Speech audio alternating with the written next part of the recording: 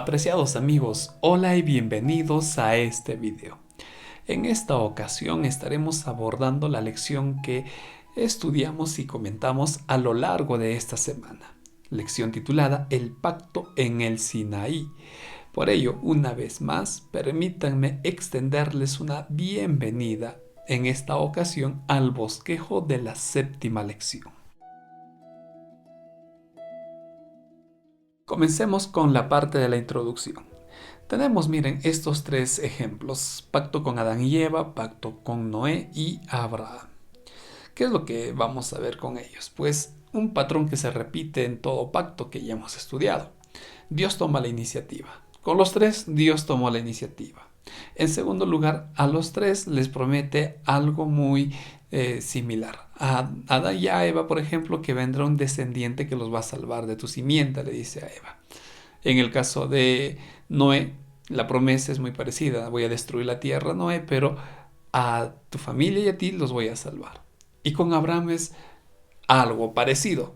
Si sales de este lugar, sal de donde estás ahora. Voy a hacer de ti una gran nación y en tu descendiente bendeciré a todo el mundo. Y esa bendición tiene que ver con el plan de salvación. ¿Se dan cuenta? Dios tomó la iniciativa y buscó salvar. La parte de Dios es esa. ¿Cuál es la parte que le correspondía a ellos o al hombre? Pues tener que confiar en Dios y obedecer como resultado de la confianza. Si ellos hacían esto, pues Dios cumplía su promesa de salvarlos, de bendecirlos. Entonces vemos este patrón que se repite con estos hombres. Ahora que vamos a ver el pacto que Dios hizo en el Sinaí con su pueblo, veremos lo mismo, será un nuevo pacto, abordaremos algo diferente. Pues de esto trata esta lección que estudiamos. Por supuesto que para que sea desarrollado de una mejor manera, vamos a hacerlo a través de estos tres objetivos. Primero, veremos netamente Dios y el pacto, la relación que hay aquí con Dios y el pacto que está estableciendo. Luego, la parte que le corresponde a Israel y el pacto. Y por último, recordaremos el gran error que cometió Israel en todo esto. Así es que, queridos amigos, trabajemos con estos tres objetivos. Trabajemos entonces con el primer objetivo, Dios y el pacto. Recuerda que en todo momento, hablando del pacto, es Dios quien toma la iniciativa. Por eso, cuando leemos Deuteronomio 32:10, en palabras del Señor, dice que encontró a su pueblo en una situación lamentable, abandonado, como si estaría en soledad. Dios ve este cuadro, Dios conoce muy bien la situación de su pueblo y ya cuando se cumplió el tiempo de gracia sobre los amorreos, pues llega la hora de salvarlos y el Señor decide intervenir. Por eso, de acuerdo a los siguientes versículos, vemos cómo Dios es movido para actuar por su pueblo. Dice, por ejemplo, en Salmo 103 que tuvo compasión de Israel, así como un padre tiene compasión de sus hijos. En Éxodo 19:4 explica que él observó y decidió tomar a Israel así como un águila toma sus polluelos para liberarlos. Y en Éxodo 6, Moisés deja de manera muy clara que quien salvó al pueblo de Israel, quien redimió al pueblo de Israel, era Dios. Y fue interesante la expresión redimir o la palabra redimir, porque la palabra que emplea Moisés normalmente lo utiliza un familiar para liberar a su familia o a alguien de su familia de la esclavitud a la cual él estaba sometido. Es decir, Dios está actuando como un familiar de su pueblo a quien está rescatando. Por eso en el Salmos dice como un padre que es movido a compasión y decide salvar a sus hijos. Entonces Dios está tomando la iniciativa de rescatarlos. Y esto es un concepto fundamental.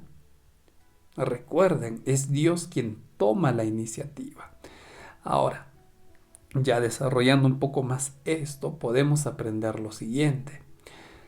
Eh, En Éxodo 6, el Señor les recuerda que ellos estaban esclavizados y vivían bajo la opresión de Egipto.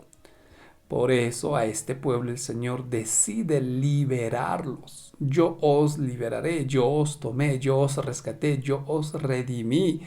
Es el Señor quien les dice, recuerden que yo los rescaté, no Moisés, sino yo.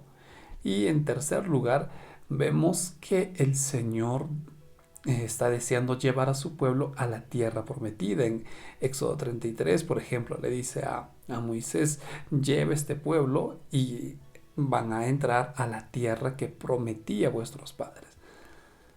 Miren, acá hay algo muy interesante. Por favor, les pido que tomemos mucha atención. La opresión a la cual el pueblo estaba sometido en Egipto es una ilustración muy práctica de la opresión que el pecado ocasiona en nosotros. Es algo muy parecido. Israel no podía salir de esa situación por sus propias cuentas, no podía. Solo un agente externo, algún pariente que pueda destruir a Egipto podría hacerlo, pero Israel no tenía ese pariente. En segundo lugar, Egipto era una potencia que humanamente para Israel no había nada que hacer. Entonces, esto ilustra perfectamente el pecado. Nosotros, por nuestra propia cuenta, no podemos liberarnos. Por eso es importante recordar que el único que nos puede ayudar a salir del problema del pecado, a vencer la situación en la que nos encontramos es Dios. Solo Dios da salvación. Así como solo Dios rescató a Israel, solo Dios puede rescatarnos del pecado. Y por supuesto, en su gran amor, el Señor quiere conducirnos a la Canaán celestial. Queridos amigos, esto es lo que podemos aprender en esta primera parte. Dios toma la iniciativa y su deseo es salvarnos. No hay otro propósito de parte de Dios que no sea el salvarnos. Ahora aquí viene una cuestión muy importante. ¿Y cuál es la parte que le corresponde al pueblo? Hasta aquí estamos viendo lo que Dios hace, lo que Dios decide, lo que Dios quiere hacer con nosotros o con su pueblo. ¿Y qué le corresponde entonces al hombre, al pueblo? De eso trata precisamente el segundo objetivo. Israel y el pacto. En este segundo objetivo responderemos a la pregunta que dejamos anteriormente en el objetivo 1. Pero miren, hay algo que sí vamos a ir entendiendo. Para que el pacto se cumpla, el pueblo sí o sí tenía que hacer su parte. La lección utilizó un juego de palabras muy interesantes. Dios no le dijo a Israel lo siguiente: miren, si ustedes crean o no en mí, igual yo los voy a bendecir. Quieras o no quieras, hagas lo que hagas, igual yo te voy a bendecir. Dios no dijo esto. Lo que Dios les dijo, por ejemplo, en Éxodo 19, 5 y 6 es así: si ustedes oyen mi voz, si ustedes escuchan mi voz, entonces obedecerán y yo haré de ustedes una gran nación. Si ustedes oyen mi voz, tienen que creer en mí, tienen que confiar en mí. Eso es lo que Dios les está diciendo. La primera parte, queridos amigos, de este pacto es la confianza, la fe. Israel, el pueblo, tenía que creer. Y a través de estas tres figuras vamos a entenderlo. Primero, tenemos a un padre que está pintando el dintel de su puerta con sangre. Esto lo hizo porque así lo ordenó Dios. Éxodo 12:7. Si ustedes pintan el dintel de su puerta, entonces no morirá el primogénito de esta casa. Tenían que hacerlo por fe. No tenían otra alternativa más que creer. Ellos no podían esperar al momento a ver, ¿será verdad? ¿No será verdad? No, tenían que cumplir. Y aparte de ello, pues estar encerrados dentro de la casa. Entonces, ¿cuál es la parte que le correspondía al pueblo? Creer. Lo primero es creer. Y como resultado de ese creer viene la acción. ¿Cuál fue la consecuencia? Pues que Dios salvó, cumplió la parte que le había prometido. Lo mismo con el pueblo de Israel. Ahora frente al Mar Rojo, pues tenían a sus espaldas al ejército egipcio. ¿Y qué le dice Dios al pueblo a través de Moisés? Pues marchen en dirección al mar. Pero Señor, hay agua. Marchen, crean, confíen en mí. Y ellos tenían que creer, Moisés tenía que creer que Dios tenía la solución, la salida. ¿Cuál fue el resultado de la confianza que ellos tuvieron? Pues Dios los liberó, separó las aguas del mar y el pueblo pudo pasar en medio de ellas y así alcanzar su libertad. ¿Te das cuenta que la base aquí está en creer, en confiar?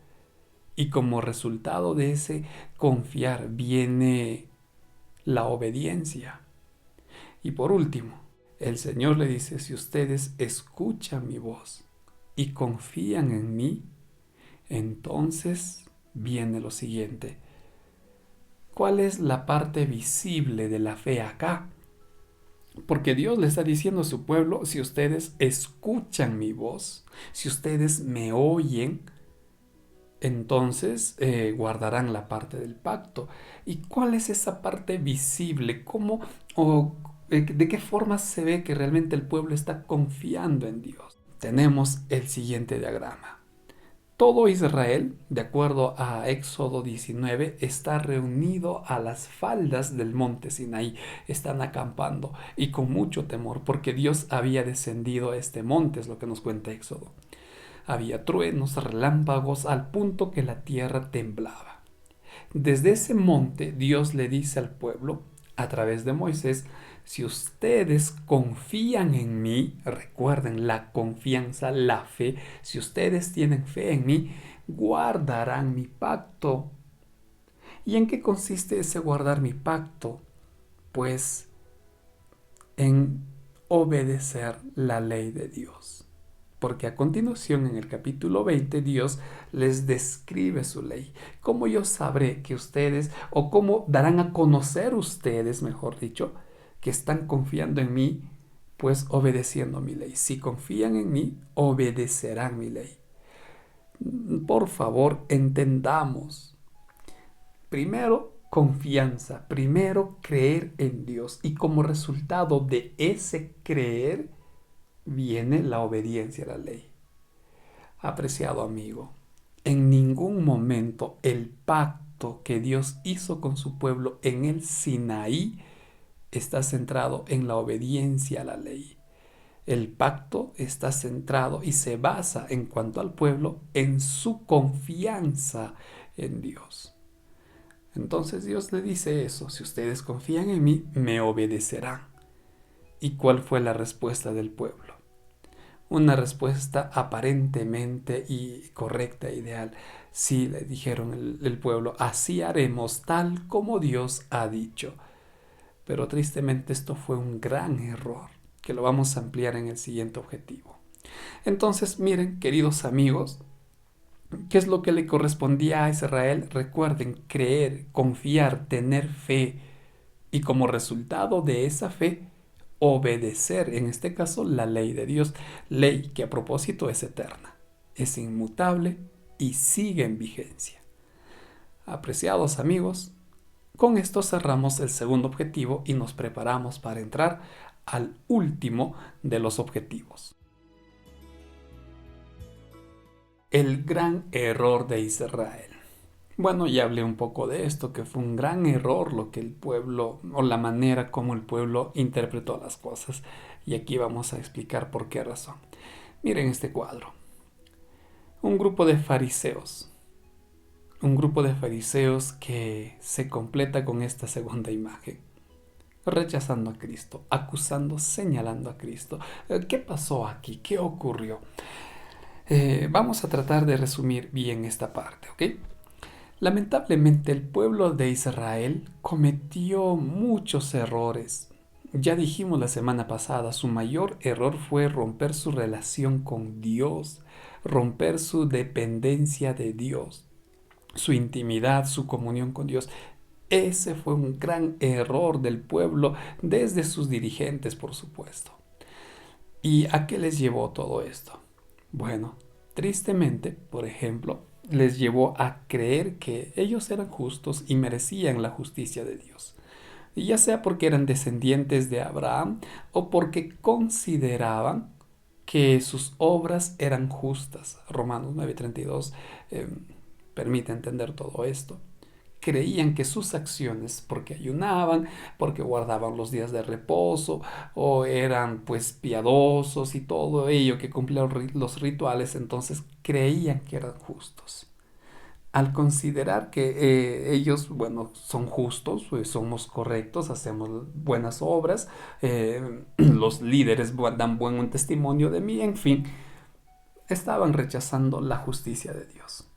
Estaban rechazando a Dios, en otras palabras, quien es el único que puede dar salvación. Recuerden, ¿quién liberó a Egipto? Dios. Por eso les dijo, yo os saqué, yo os redimí, yo os liberé, yo. Pero ahora, en lugar de que ellos acudan al yo soy, dicen, no, Señor, yo soy justo, hago buenas obras, no necesito tu justicia.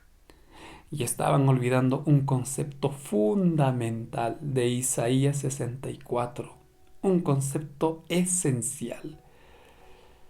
Estaban olvidando que nuestras justicias vienen a ser como un trapo de inmundicia.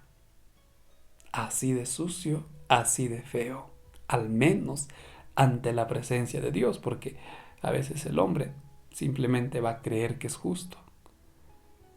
Qué tremendo error del pueblo de Israel. Qué tremendo error. Por eso estaba rota su comunión con Dios. Y cuando Cristo vino, muchos no quisieron reconocerlo como el Mesías y otros que se dieron cuenta que era el Mesías simplemente lo rechazaron. Querido amigo, mire, hay algo que debemos de recordar. Romanos 3:23 nos dice que todos somos pecadores. Y si todos somos pecadores, entonces necesitamos de Cristo. El pueblo de Israel creía que no necesitaban esa clase de Mesías. Creían que necesitaban otro Mesías que los ayude política y económicamente, pero no, un Mesías que me va a perdonar mis pecados. No, yo no necesito ese Mesías. Querido amigo, hasta ahora no hay persona que sea justa. Por sus propios méritos y obras, no. En consecuencia, tú y yo necesitamos todos los días de Cristo. Todos los días. Esto no es intermitente, esto no es opcional. ¿Qué más? Hebreos 4:1. No descuiden su salvación, dice Pablo a través de Hebreos. No lo descuidemos, no seamos como el pueblo judío. Y aquí quisiera ampliar un poco, pues el pueblo, los dirigentes al menos, y habían arrastrado al pueblo, estaban más preocupados por asuntos políticos, económicos, militares, por asuntos legales, que es bueno, pero no querían saber de Dios, no querían saber del Mesías perdonador de pecados. O en todo caso lo habían delegado esto o relegado a un segundo y tercer lugar. Por eso Pablo nos dice, no descuides tu salvación. No vaya a ser que estando en la iglesia, dirigiendo, siendo activo, predicando, tu salvación esté perdida. No, no lo descuides. Eso es lo que cometió el pueblo de Israel. Y para ello, la última advertencia que tomamos de Hebreos 4:12 es pues aprovecha la palabra de Dios, porque los líderes del pueblo, teniendo la palabra de Dios, no quisieron escuchar o tampoco quisieron obedecerla. Y por eso no reconocieron a Cristo, el cual les dijo, ustedes tienen la palabra de Dios y las escrituras y no se dan cuenta que ellas dan testimonio de mí. Y mi amigo, la Biblia te dice algo, confía en Dios, cree en Dios, pase lo que pase, confía en Dios. Tienes que creer y tienes que obedecer con la ayuda de Dios, tú tienes que obedecer su palabra. No cometamos el mismo error y el único que nos puede ayudar a salir de ese mal camino o de caer en ese error es Dios. Por eso vuelvo a repetir, tú tienes que creer. Pase lo que pase en el mundo, tú tienes que creer y obedecer a la palabra de Dios. Llegó el momento, apreciados amigos, de resumir la lección que ya comentamos o ya desarrollamos en los objetivos respondiendo a estas tres preguntas. ¿Qué promesa de Dios te gustaría que Él cumpla en tu vida, ya que hemos visto que el Señor siempre toma la iniciativa? ¿Cómo puedo fortalecer mi fe en medio de una sociedad muy secular? Y por último, compartir las verdades que estoy aprendiendo. ¿Podrá fortalecer mi fe? Bueno, no sé cuál será tu respuesta, pero en base a ella te animo a que tomes esta decisión. Recordando que vivimos en medio de una sociedad secular, una sociedad en la cual priman los intereses materiales, mostrar la palabra de Dios realmente se convierte en un desafío. Por lo tanto, te animo a que compartas algunas promesas bíblicas acompañados de hechos históricos que respalden la fidelidad de la palabra de Dios a través de tus redes sociales. Hazlo y deja que el Señor haga lo demás. Y por supuesto, te animo a que estudies la siguiente lección que titula La ley y el pacto. De esta manera, apreciados amigos, estamos finalizando este nuevo video. Muchas gracias por ver este bosquejo, que el Señor te bendiga y por mi parte me despido deseándote muchas bendiciones.